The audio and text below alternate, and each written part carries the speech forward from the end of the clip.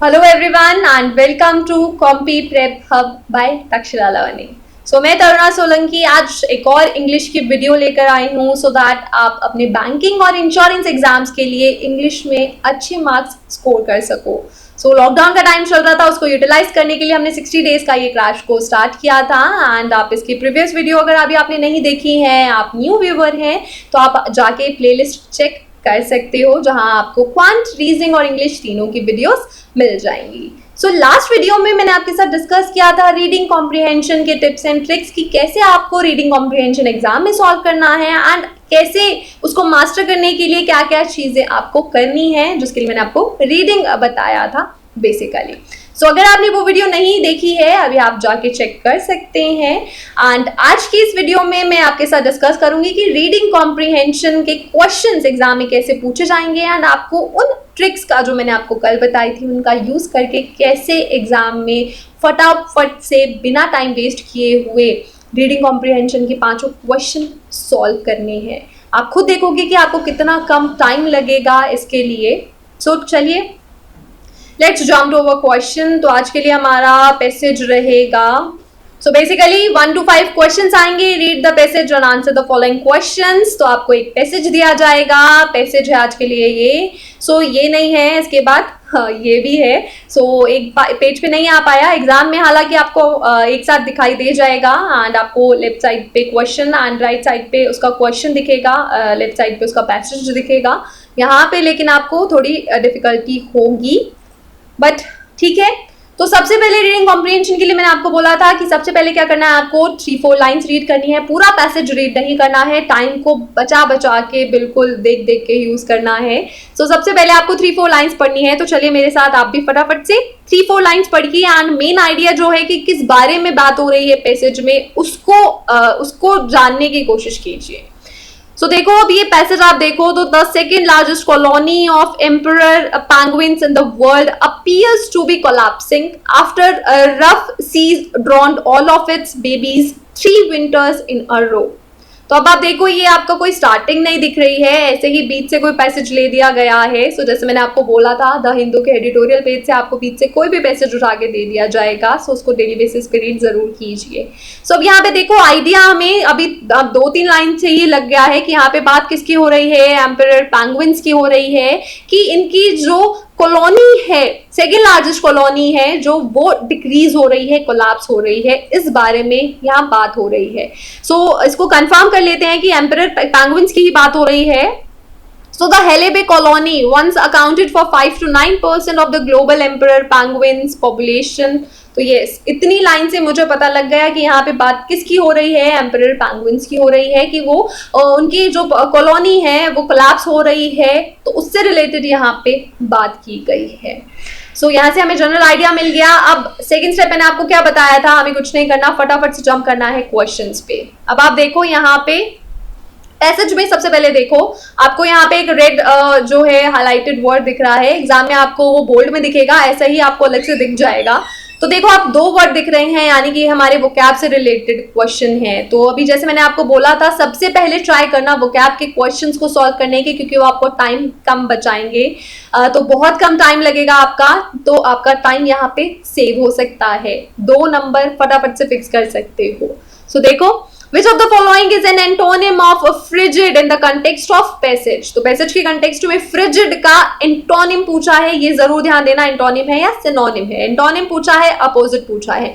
frigid का वैसे meaning क्या होता है, फ्रिजिड का मतलब होता है कि जमा हुआ, जिसे हम कहते हैं। पैसेज के कंटेक्स्ट में देख लेते हैं। अब आपको क्या करना है, जैसे ही आपने वर्ड देखा आप फटाफट से वर्ड पे गए जो कि पैसेज में था ना, आपको ये लाइन रीड करनी है। Throwing infant penguins unable to swim into the frigid water. Frigid water है, वाटर से रिलेटेड यूज हुआ है, तो यानी कि ये जो हमने सोचा था वही है इसका कि जमा हुआ है। इसके लिए अब आपको पता लग गया कि इसका मीनिंग क्या है, एंटोनिम आपको अभी तक पता लग गया होगा। फ्लेक्सिबल, सॉफ्ट, ल्यूकवार्म, हॉट या नन ऑफ दीज, क्या है इसमें से। तो फ्रिजिड यानी कि बिल्कुल जो बर्फीला होता है, उसका अपोजिट क्या होगा, जो बिल्कुल गर्म होता है, दैट इज हॉट। तो ये हमारा यहाँ पे आंसर है। तो क्वेश्चन नंबर 1 के लिए करेक्ट आंसर हो गया हमारा हॉट। तो देखो अब कितने कम टाइम में हमने ये सॉल्व किया। नाउ ऐसे ही नेक्स्ट देखो, विच of the following is a synonym. Synonym पूछा गया है एंड हमारा जो नेक्स्ट वर्ड था दैट इज डिसएरे। तो डिसएरे का बेसिक मीनिंग क्या होता है, वही मीनिंग आपका इस पैसेज के कॉन्टेक्स्ट में भी दिखाई देगा, लेकिन फिर भी आप कंफर्म कर लेना। और अगर आपको कोई वर्ड, यहाँ पे एक और छोटी सी टिप मैं आपको देती हूँ, अगर कोई वर्ड है जिसका मीनिंग आपको नहीं पता है तो यहाँ पे आप थोड़ा सा अपना कॉमन सेंस का यूज करके उसको सॉल्व कर सकते हो। करना क्या है, आपको वर्ड दिखता है, जो आपको पैसेज में वर्ड दिख रहा है उससे ऊपर 2-3 लाइनें पढ़िए, तो आपको खुद ब खुद उसका मीनिंग जो है समझ में आ जाएगा कि वो किस सेंस में बात हो रही है, किस सेंस में यूज किया गया है। तो वहां से आपको एक आइडिया मिल जाएगा एंड डेफिनेटली आप इसका आंसर करेक्ट टिक करके आओगे। सो ये यहाँ पे छोटी सी टिप है, तो ये भी आप यूज कर सकते हो। सो देखो अब हमारा डिसएरे यहाँ पे यूज हो रहा था। The remaining colony appeared in disarray with adults moving closer to the ice edge then its typical and was difficult to count scattered among the roughened chunks of ice। तो disarray यानी कि जो array में नहीं है, यानी कि जो हम कह सकते हैं कि सिंक्रोनाइज्ड नहीं है, एक पर्टिकुलर फॉर्म में नहीं है। तो इस तरीके से हम इसका जो मीनिंग है वो देख सकते हैं। सो नाउ अब हमें देखना है कि क्वेश्चन में हमारे पास क्या क्या ऑप्शंस हैं। तो डिसएरे का हमें सिनोनिम सेम मीनिंग वाला बताना है। तो hotchpotch, settle, integration, fixed, none of these. तो फिक्स्ड, इंटीग्रेशन, सेटल नहीं है, हॉच पॉच। यहाँ पे इसका आंसर है कि हॉच पॉच है, कुछ भी सिंक्रोनाइज्ड नहीं है, फिक्स्ड नहीं है, हॉच पॉच है, डिसएरे है। सो क्वेश्चन नंबर 2 के लिए हमारा करेक्ट आंसर हो गया option number A, that is Hooch पॉच। तो देखो यहाँ से आपको जो मैंने टिप बताई है ये भी आप यूज कर सकते हो। कोई आपको वर्ड ऐसा दिखता है, हालांकि ऐसा बहुत कम होता है, बट फिर भी अगर आपको नहीं मीनिंग समझ आता, आप पैसेज के 2-3 लाइंस रीड करोगे, आपको समझ में आ जाएगा कि उसका मीनिंग किस उस पे यूज हुआ है। तो आप वहां से आइडिया जनरली ले सकते हो। नाउ मूविंग अहेड, अब देखो थर्ड क्वेश्चन। अब जैसे मैंने आपको बताया था कि डायरेक्टली क्वेश्चंस में हमें वर्ड ढूंढने हैं, तो आपको की वर्ड्स, मेन वर्ड्स ढूंढने हैं जिनकी हेल्प से आप उनको पैसेज में सर्च करोगे। सो देखो क्वेश्चन नंबर 3 है हमारा। So Helle Bay colony and Dawson Lambton Glacier colony are related to which of the following? अब आप देखो यहाँ से एक बेनिफिट हमें मिला, जो हमने स्टार्टिंग में 2-3 लाइन्स रीड की थी, हमें वहां से आइडिया लग गया था कि किस बारे में बात हो रही है। यहाँ पे पूछा गया है कि ये कॉलोनियाँ किससे रिलेटेड है अकॉर्डिंग टू द पैसेज। तो किससे रिलेटेड है, यहाँ पे आप ऑप्शंस देखो, giant panda, emperor penguins, seal, एस्किनो या फिर बोथ बी एंड डी। यहाँ पे किसकी बात हो रही थी, यहाँ पे बात हो रही थी एम्परर पेंगुइन्स की, तो उन्हीं के बेसिस पे है ये। एंड हमने जो सेकंड पैरा स्टार्ट किया था, हेले बे कॉलोनी की बात हुई थी, जो कि एम्परर पेंगुइन्स की ही थी। तो यहाँ पे हमें सीधा सीधा आंसर तो हमारा मिल गया, that is option number B कि एम्परर पेंगुइन्स की है। फिर भी अगर आपको पैसेज में सर्च करना है तो ये 2 कीवर्ड्स आप यहाँ पे यूज कर सकते हो, क्योंकि यहाँ पे क्वेश्चन यही पूछा गया है। आपको पैसेज पे ध्यान नहीं देना, लेकिन क्वेश्चन ठीक से पढ़ना है कि पूछा क्या गया है। कई बार क्वेश्चन कंफ्यूजिंग होता है एंड आप जल्दबाजी में उसको छोड़ देते हो, लेकिन क्वेश्चन आपको ढंग से पढ़ना है। पैसेज पढ़ो या ना पढ़ो, वैसे तो नहीं ही पढ़ना है, 2-3 लाइन पढ़ के छोड़ देना है। सो यहाँ पे मुझे एक बार में पढ़ने से समझ आ गया, लेकिन अगर आपको सर्च करना है तो हेले बे एंड डॉसन लैम्पटन ग्लेशियर आप इनको सर्च कर सकते हो पैसेज में, जहाँ से आपको पता लग जाएगा कि ये कहाँ पे ये मिलेंगे आपको। एग्जाम्पल आपको दिखा देती हूँ। अब देखो यहाँ पे ये सेकंड पैरा हमारा स्टार्ट हो रहा है, Halley Bay colony once announced for 5 to 9% of the global emperor penguins. तो यहाँ पे एक नाम हमने ढूंढा जो कि हमें मिल गया। अब हमें दूसरा नाम ढूंढना है जो कि हमें नहीं मिल रहा है इस पेज पे।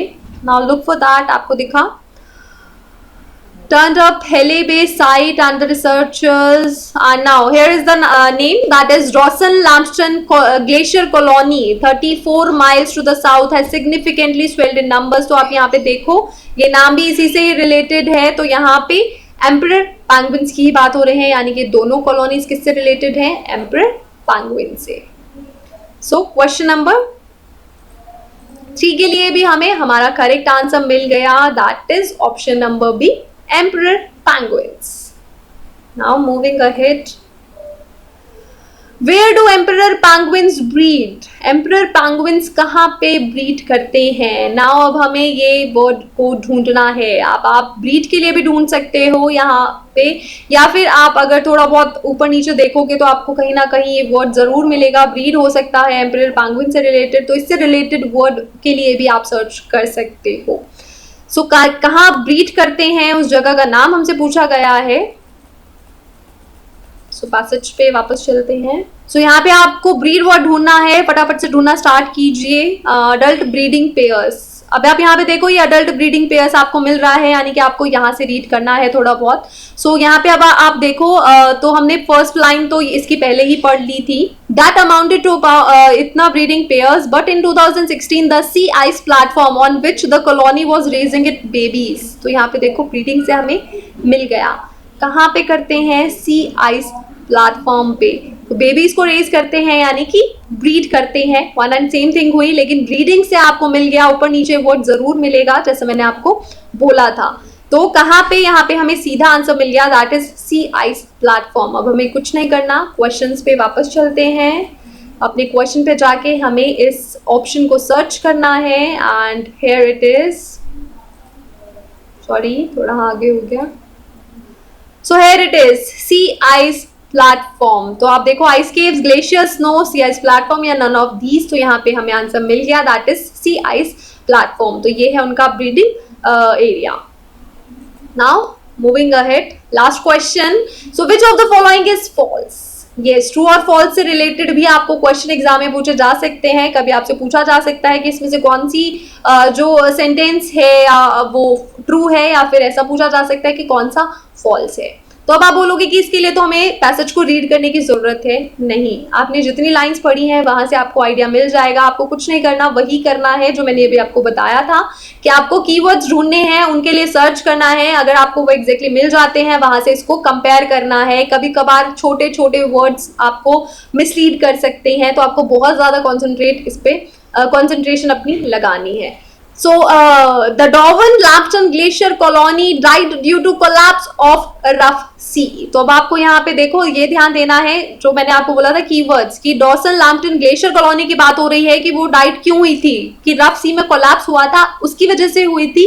ये आपको एग्जैक्टली सर्च करना है। तो सबसे पहले आपको जहां पे ये आपको नाम दिखेगा डॉर्सन-लैम्पटन ग्लेशियर, उस पर ध्यान देना है। देन आपको अगर ये लाइन दिख जाती है तो डायरेक्ट आपको देखना है कि वो उसका रीजन जो है वो करेक्ट है या नहीं है, क्योंकि आपका ऐसा हो सकता है कि आपको लास्ट वाला वर्ड कुछ और मिले, गलत मिल जाए एंड आपको लगे कि आप लास्ट तक रीड ही ना करो, क्योंकि जल्दी इतनी रहती है, तो ये चीज मत करना है इसमें। सो ये हमें ढूंढना है। नाउ हम तीनों देख लेते हैं, फिर एक साथ ढूंढेंगे। Now next is penguin birds breed during April every year. Penguin birds breed करती हैं अप्रैल में, ये हमें ढूंढना है। Then Hele Bay colony reached 5315 pairs in 2016. तो 5315 and 2016 यहाँ पे आपको जो है मिसलीड किया जा सकता है, तो ये दोनों नंबर्स याद रखना। 2016 की ही बात हो रही है एंड 5315 नंबर्स है या नहीं है। Now let's go to our passage. तो हमें ये वर्ड्स ढूंढने हैं अब इसमें। सो सबसे पहले था हमारा कि डॉम्स्टन वाली जो हमारी कॉलोनी थी उसके बारे में बात थी, एंड जिसके बारे में हमने यहीं कहीं पे पढ़ा था। Here it is, the Dawson Lambton glacier colony 34 miles to the south has significantly swelled in number since the devastation of Hele Bay, the BAC reported. That colony, which had hit a low of just 1 to 80 pairs in the 2015 season, swelled in each succeeding year. तो हमें question में क्या बोला गया था कि reason क्या था, रफ सीज। यहाँ पे हमें कोई ऐसा रीजन नहीं दिख रहा है, तो हेले बे कॉलोनी की नहीं, यहाँ पे सिर्फ डॉर्स्टन की बात हो रही है। सो यहाँ से हमारी जो फर्स्ट वाला सेंटेंस था यानी कि वो डायरेक्टली फॉल्स हो जाता है, क्योंकि यहाँ पे बात की गई है कि डिवास्टेशन जो हुई है उसकी वजह से हुआ है। सो रीजन यहाँ पे नहीं है, स्वेल्ड अप की यहाँ पे बात हुई है।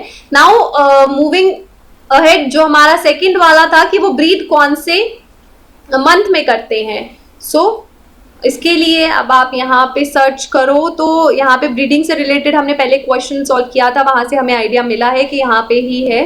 सो अब आपको सर्च करना है। सो देखो, the birds arrive at the site from their summer seasons each April to breed. तो यस, कहाँ पे कौन से मंथ में? तो यहाँ पे अप्रैल है, एवरी ईयर। तो यानी कि हमारा जो सेकंड वाला सेंटेंस था वो ट्रू था। सो नाउ थर्ड वाला सेंटेंस था जिसमें हमसे नंबर पूछा गया था, तो हेले बे का था। हेले बे इंक्रीज हो रहा है 2016 में, कितना बढ़ा है? 5315। तो ये हमें यहाँ पे देखना है। सो अभी आप देखो, that colony which had hit a low of just 1280 pairs in the 2015 season swelled in each succeeding year. In 2016 it reached 531 pairs. तो 2016 में रीच हुआ 531 पेयर्स, लेकिन यहाँ पे बात उसी की है या नहीं है? सो क्वेश्चन में फटाफट से देखते हैं। सो ये हमारा क्वेश्चन है।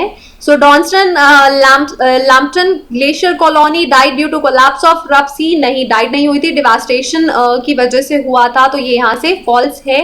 Now the penguins breed during April every year. तो यस, अप्रैल में ब्रीड करते हैं। हेलेबे कॉलोनी रीच 5315 पेयर्स इन 2016। तो यहाँ पे पेयर्स लिखा है एंड वहां पे पेयर्स की बात नहीं थी, नंबर की बात थी। तो ये भी यहाँ पे हमारा गलत हो जाता है, यानी कि यहाँ पे हमारे सिर्फ जो सेकंड वाला सेंटेंस है वो ट्रू है, बाकी दोनों फॉल्स है।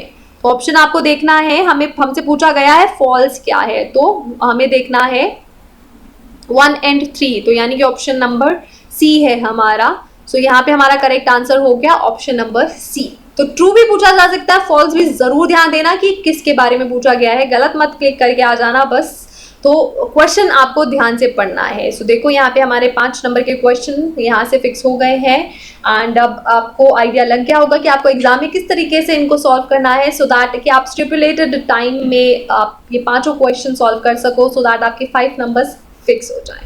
सो होप आपको यहाँ से बहुत हेल्प मिली होगी। तो अपना फीडबैक हमारे साथ शेयर करना बिल्कुल भी ना भूले, सो दैट कि हमारा जो मोटिवेशन है वो भी यहाँ से बूस्टअप हो सके, सो दैट कि हम आपका मोटिवेशन फिर बाद में बूस्टअप कर सके। तो यस, इसके लिए ज़रूरी है फीडबैक ज़रूर शेयर कीजिए। आपको हेल्प मिली है, नहीं मिली है तो ज़रूर बताइए। कोई और क्वेश्चन है, कोई और चीज़ पूछना चाहते हो, किसी चीज़ में प्रॉब्लम आ रही है, तो वो भी आप डायरेक्टली पूछ सकते हो।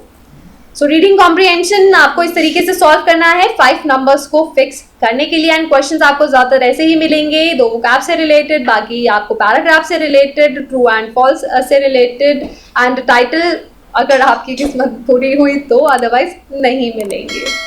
सो नेक्स्ट वीडियो में मैं अब आपके साथ मिलूंगी कुछ और नया टॉपिक लेके। टिल दैट बाकी के सब्जेक्ट्स भी स्टडी करते रहिए एंड प्रैक्टिस ज़्यादा से ज़्यादा कीजिए। So stay tuned for more videos. Thank you for watching.